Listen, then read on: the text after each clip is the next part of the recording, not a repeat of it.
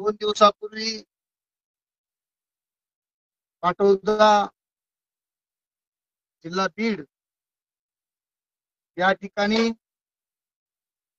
शासकीय रुग्णालयाच्या जवळ चोपान बाळाराम पवार व त्याचा सर्व परिवार या ठिकाणी महाराष्ट्र शासनाची जी जमीन आहे त्या जमिनीवरती गेली 25 वर्षापासून या ठिकाणी ते त्यांचं स्वतःचं कुटुंब पत्र्याचं शेड त्या ठिकाणी उभा करून त्या ठिकाणी हे आदिवासी पारधी समाजाचं कुटुंब या ठिकाणी शेजारी मिळेल ती मोलमजुरी करून त्याचबरोबर या ठिकाणी या चौकामध्ये हातगाडा उभा करून त्यावरती लिंबू सरबत चहा आणि पिण्याचं पाणी या ठिकाणी विकून व शेजारील शेतीमध्ये मोलमजुरी करून या ठिकाणी एक स्वतःची उपजीविका भागवत होते. गेली अनेक दिवसापासून हे कुटुंब गुन्हेगारीचा असणारा जो शिक्का आहे तो शिक्का पुसण्यासाठी या ठिकाणी हे परिवार मोलमजुरी करून या ठिकाणी स्वतःची उपजीविका भागवण्याचा प्रयत्न करू नका. खर तर एक छोटासा परिवार या ठिकाणी गुन्हेगारीचा ससेमिरा नष्ट करण्यासाठी आणि माणसासारखं जीवन जगता आलं पाहिजे यासाठी त्या कलंकित चेहरा पुसण्यासाठी त्या ठिकाणी हे कुटुंब परिवार आदिवासी परिवार प्रयत्न करतो. परंतु 25 वर्षापूर्वी शासनाच्या जमिनीवरती या कुटुंबाने स्वतःचं घर बसवलं आणि कुठल्याही पद्धतीच्या शेजारी पाजारी कोणाला त्रास न देता तकलीफ न होता या ठिकाणी जगत होते. आज यांच्या कुटुंबामध्ये 2 मुली आहेत. त्या 2 मुली त्यांच्या वडिलांनी शिकून या ठिकाणी त्यांना नर्सिंग केलेला आहे, नर्सिंगचा कोर्स केलेला आहे. त्या दोघी जणी मुंबई या ठिकाणी नोकरी करत आहेत. त्यांच्या कुटुंबामधला हा तरुण अपंग आहे, त्याला चालता येत नाही, स्ट्रेचर घेऊन या ठिकाणी चालतो आणि वडिलांना मदत करतो. त्यांची आई आहे या ठिकाणी, वडील पण आहेत. या ठिकाणी छोटासा परिवार या ठिकाणी आहे. शेजारीच भूमी अभिलेखचं ऑफिस आहे, मोजणीचं ऑफिस आहे. खरं तर सगळ्यात दुर्दैवाची गोष्ट अशी आहे की 25 वर्षापूर्वी हे कुटुंब राहतंय. कुठली बी शासनाची जमीन जर असेल तर त्या ठिकाणी जर शासनाला जर कुठला उपक्रम राबवायचा असेल किंवा साठी द्यायचे असेल तर त्या ठिकाणी जमिनीवर राहत असताना त्यांचं स्वतःचं घर असताना सुद्धा शासनाने कुठल्याही पद्धती चौकशी न करता त्या जागेला स्पॉटला भेट न देता त्या ठिकाणी ती जागा शासनाच्या ताब्यात दिली, वर्ग केली. खर तर त्या जागेवर अगोदर पासूनच अतिक्रमण आहे. शेजारी पण अनेक लोकांचं अतिक्रमण आहे. हा गट नंबर आहे. त्याच गटामध्ये शेजारच्या अनेक लोकांनी त्या ठिकाणी स्वतःचे घर बंगले अनेक ठिकाणी जनावरांना बांधण्यासाठी उद्योग असते.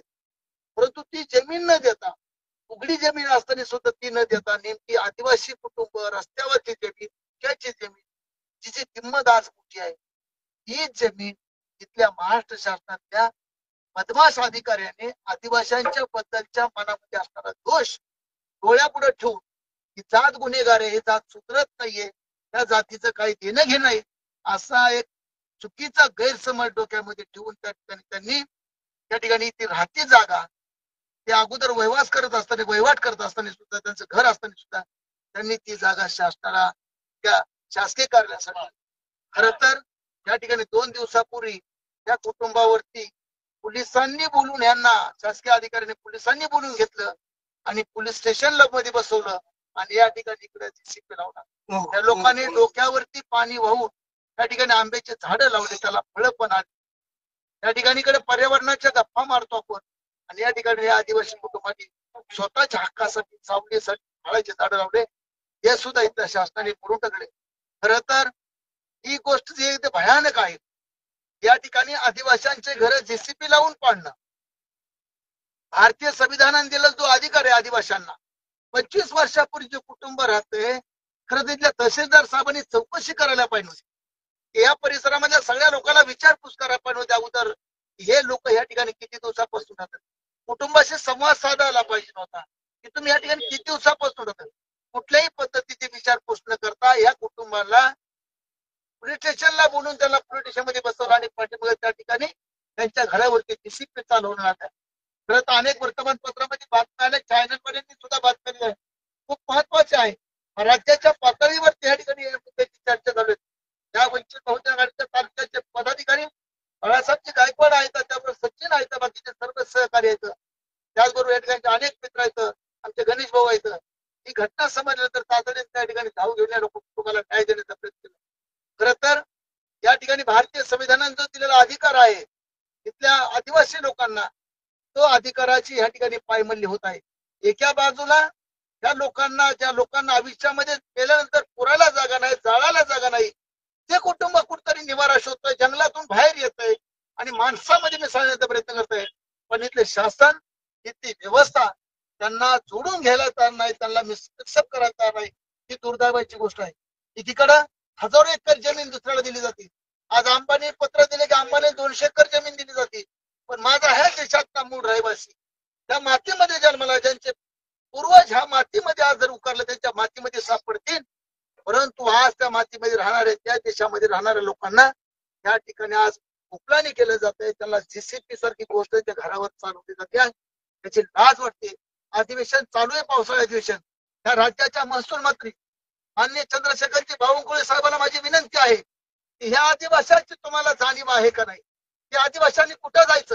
त्या जिल्ह्याच्या महाराष्ट्राचे आदिवासी मंत्री आहेत. आदिवासी मंत्र्याला माझा सवाल आहे या ठिकाणी, आजच्या राजकारणामध्ये हे आदिवासी कुटुंब आज उघड्यावर आहे. तुमचं सरकार जीसीपी चालवत आहे. तुमच्यात हिंमतच जर असेल, तुमचं धाडसच जर असेल, तर बाकीच्या धनधाडक्यांचे अतिक्रमण आहेत, प्रस्थापितांचे अतिक्रमण आहेत, त्या अतिक्रमणाबद्दल तुम्ही बोलावा. परंतु आदिवासीचं एक छोटस अतिक्रमण तुम्हाला खपून घेतलं जात नाही. उघड्यावर आज तो ठिकाणी 2 दिवस झाला हा समाज रडतोय, पडतोय. ही खूप महत्वाची गोष्ट आहे. आजच्या या भेटीमध्ये मी तिथल्या सरकारला, त्या पाटोदा तहसीलच्या तहसीलदारांना, त्या जिल्ह्याच्या कलेक्टर साहेबांना, त्याचबरोबर या राज्याच्या मुख्यमंत्र्यांना, माननीय देवेंद्र फडणवीस साहेब असतील, राज्याचे उपमुख्यमंत्री आहेत 2 अजितदादा पवार आहेत, त्याचबरोबर एकनाथ शिंदे साहेब. अजितदादा पवार या जिल्ह्याचे पालकमंत्री आहेत. मी या ठिकाणी आजच्या भेट देऊ शकतो. अजित पवार जिल्ह्यामधल्या तुम्ही ज्या जिल्ह्याचे पालक आहात, पालकमंत्री आहात, हा आदिवासींच्या कुटुंबावरती 25 वर्षापूर्वी राहत असताना सुद्धा त्यांच्याशी धोकाबाजी करून त्यांना विचारत न घेता या ठिकाणी ती जागा त्यांनी शासनाला एका ऑफिसला दिलेली आहे. आमच्या ऑफिसला विरोध नाहीये. शासनाने ऑफिसला जागा दिली पाहिजे, शासकीय ऑफिस चालले पाहिजे. परंतु आमचे घर मोडून बाकीची जागा मोकळी असताना सुद्धा त्या ठिकाणी कार्यालय न देता आम्हाला उठवण्याचं काम केलंय. आमच्याशी भेदभाव केला जात आहे. मी या ठिकाणी आजच्या भेटीमध्ये एवढंच या ठिकाणी विनंती करणार सरकारला की या गरीबाला न्याय मिळाला पाहिजे. यांनी ज्या ठिकाणी अतिक्रमण केलं, ज्या ठिकाणी राहतात, ती जागा त्यांच्या नावी झाली पाहिजे. त्यांचं कुटुंब उघड्यावर राहता कामा नाहीये. अनेक पिढ्या उघड्यावर राहिल्यात, पण इथून पुढच्या पिढ्या उघड्यावर राहण्याची आमची इच्छा नाहीये. भारतीय संविधान डॉक्टर बाबासाहेब आंबेडकरांनी दिलेलं आहे. त्या ठिकाणी अधिकार, त्या ठिकाणी न्याय मिळाला पाहिजे. पावसाचे दिवस आहेत, उघड्यावर पसारा पडलेला आहे, त्या ठिकाणी संसार उघड्या पडलाय, त्यांचं जेवण उघड्यावर चाललंय, राहणं उघड्यावर. त्या तरुण मुली आहेत, अविवाहित आहेत मुली, आज या ठिकाणी नर्सिंगची सेवा करतात गोरगरिबाची. आज त्या मुलींच्या डोळ्यातून या ठिकाणी आसरू येते. ते विचारताय सरकारला की आमचा गुन्हा काय आहे. तिथल्या राज्याच्या मुख्यमंत्री साहेबांना माझा सवाल आहे की ही तरुणी आहे आदिवासी समाजातली, एक तर न शिकणारा समाज शिकला आणि लोकांची आरोग्याच्या माध्यमातून सेवा करते. की सवाल विचारते आम्हाला की माझा गुन्हा काय आहे. मी शिकले तरी अन्याय होतोय, माझ्या बापावर बी अन्याय झालाय, गुन्हेगारीचा शिक्का पुसण्याचा मी काम करतोय, पण या ठिकाणी आम्हाला न्याय मिळत नाही. तिथल्या राज्यकर्त्यांना, या जिल्ह्याच्या पालकमंत्र्यांना माझी या ठिकाणी आजच्या भेटीमध्ये एकच विनंती आहे की या ठिकाणी आता पुन्हा जर तुम्ही आदिवासी समाजाच्या संदर्भात तुम्ही जर खेळ केला आणि छळ केला आणि त्यांना जर उठून लावण्याचा प्रयत्न केला तर या ठिकाणी तुमच्या विरोधामध्ये कोर्टामध्ये दावा दाखल करून इथल्या आदिवासींचं घर मोडलं, विना परवाना मिळलं, कुठल्याही पद्धतीचे नोटीस न देता, पूर्व सूचना न देता या ठिकाणी तुम्ही त्यांचं घर मोडलेलं आहे. तुमच्यावरती सगळ्यावरती त्या तालुक्याचे तहसीलदार आहेत कर्ज पाठवतेचे, त्याचबरोबर ह्या तालुक्याचे पोलीस निरीक्षक आहेत, ज्या लोकांनी ह्या ठिकाणी घरे येऊन पाडले, जीसीपी चाललंय, त्या सगळ्यांना आरोपी करून कोर्टामध्ये त्या ठिकाणी त्यांना उभा केलं जाईल, एवढ्याच ठिकाणी या ठिकाणी इशारा देतोय. आणि राज्याच्या मुख्यमंत्र्यांना देवेंद्र फडणवीस साहेबांना सांगितले की तुम्ही फुले आंबेडकर विचाराचं नाव घेता, छत्रपती शिवाजी महाराजांचं नाव घेता, भारतीय संविधानाचं नाव घेतात, तुमच्या राज्यामध्ये आदिवासाच्या घरावरती दिवसा ढवळ्या जीसीपी चालवलं जातं, याचं उत्तर तुम्हाला या ठिकाणी द्यावं लागेल. जोपर्यंत तुम्ही उत्तर देणार नाही, न्याय देणार नाही, तोपर्यंत वंचित बहुजन आघाडी शांत बसणार नाही. आदरणीय डॉक्टर बाळासाहेब आंबेडकरांच्या सोबत संवाद साधून झालेली हकीकत त्यांना सांगितली जाईल आणि तो जे निर्णय देतील तो निर्णय आम्ही या ठिकाणी स्वीकारू. आज आम्ही आदिवासी कुटुंबाच्या पाठीमागे आहोत. निवळ आम्हीच नाहीये तर सर्व वंचित बहुजन आघाडी, सर्व आमची टीम, तालुक्यातली, राज्यातली टीम आणि बाळासाहेब आंबेडकर तुमच्या पाठीमागे, घाबरण्याचं काही कारण नाहीये, एवढीच भूमिका मांडतो. आणि ज्यांनी विना परवाना कुठलीही सूचना न देता आदिवासाच्या घरावर जीसीपी चालवला, त्या प्रवृत्तीचा, त्या वागणुकीचा, त्या अधिकाराचा जाहीर निषेध करतो आणि त्यांच्यावर कडकले कडक कारवाई करण्यासाठी आम्ही इथून पुढच्या काळामध्ये पाऊल उचललेल्या या ठिकाणी एवढीच भूमिका मांडतो आणि थांबतो. आणि सर्व कुटुंबाला सांगतो आम्ही सगळे तुमच्या सोबत आहेत, घाबरण्याचं काय कारण नाही. बाळासाहेब आंबेडकर या ठिकाणी वंचित बहुजन आघाडीचे राष्ट्रीय अध्यक्ष हे तुमच्या सोबत आहेत, तुम्ही एकटे नाहीत, आम्ही सगळे तुमच्या सोबत आहोत. इथून उठायचं नाही, कुठं जायचं नाही.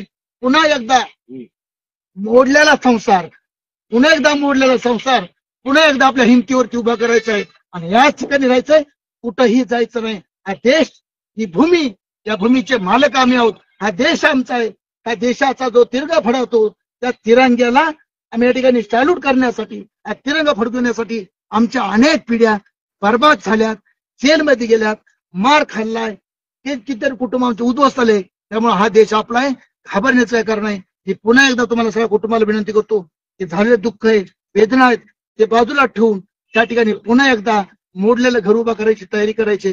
कोणी काय जरी प्रश्न विचारला ह्या ठिकाणी त्याला चोखपणे आपण सगळ्यांनी उत्तर द्यायचं, एवढीच भूमिका मांडतो. घाबरू नका, आम्ही तुमच्या सोबत आहोत.